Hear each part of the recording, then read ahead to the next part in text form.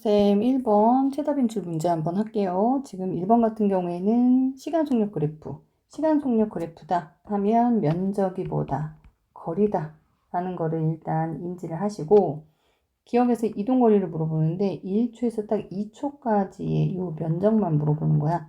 그러면 우리는 전체 삼각형에서 이렇게 생긴 삼각형에서 요 앞에 있는 삼각형의 면적을 뭐 하면 돼요? 빼면 되겠죠? 그러면 2에서 10을 곱한 20에 나누기 2한 10에서 1에서 1일 때를 잘 모르잖아요. 자, 1일 때 이 y좌표를 어떻게 구할 거냐? 지금 여기를 보면 2,10을 지나는 y는 ax 꼴이거든. 2,10을 지나잖아. 아, 그럼 여기 y는 5x라는 직선이구나. 그죠?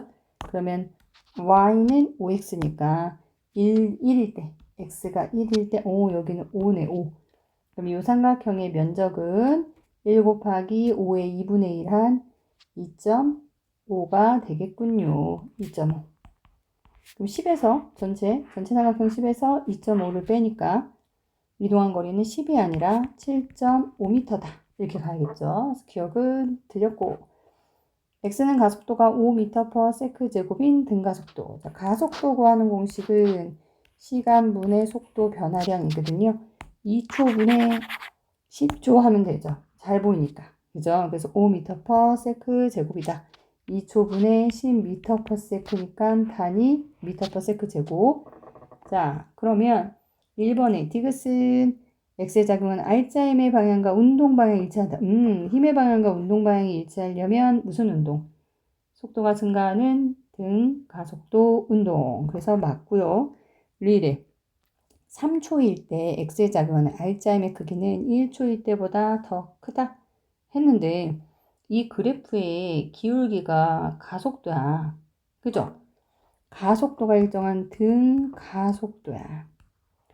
등가속도라는 얘기는 R자임의 크기도 일정하다 이겁니다. 왜 F는 MA잖아. 가속도가 일정하고. 그죠?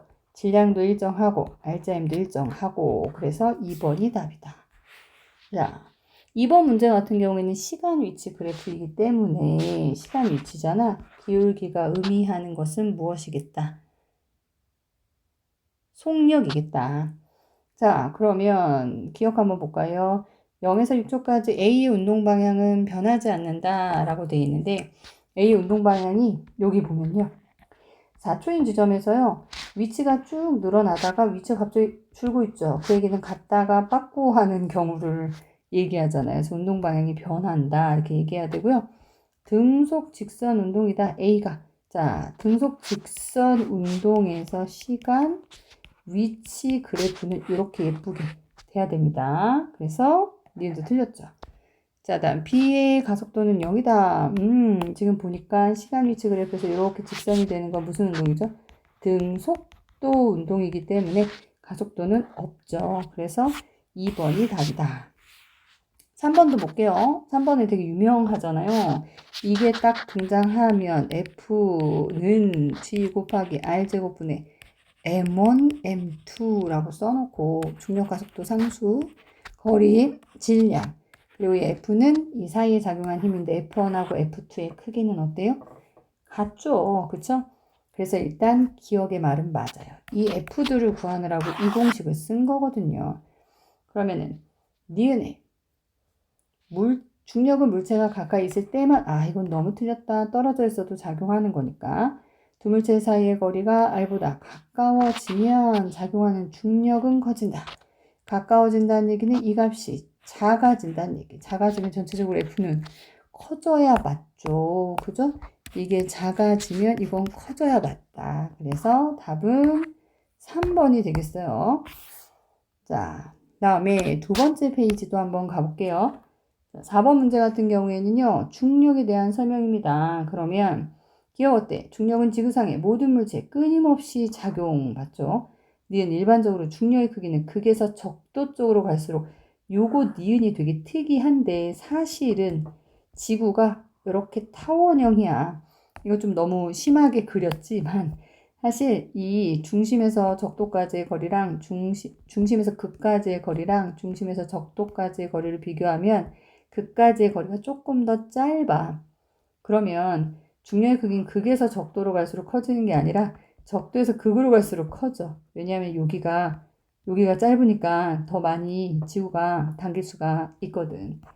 얘는 틀린 표현이고, 물체 작용은 중력의 크기를 무게라고 하면 1kg이면 중력의 크기, 지구에서 중력 크기 구하는 공식 9.8 곱하기 질량인데 질량이 1이니까. 오, 맞네. 그래서 몇 번?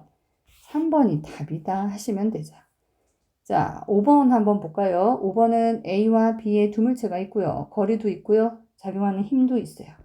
유명한 문제죠. 아까 보고 왔습니다. F는 중력가속도 상수 R제곱분의 M1, M2라고 하는 주요한 공식을 봤고요. 이 공식을 쓰고 F1, F2, F3를 구할 수가 있겠죠. F에는 상수 그대로 있을 거고요. 거리는 1제곱이고요. 질량이 4하고 5잖아요. 그죠?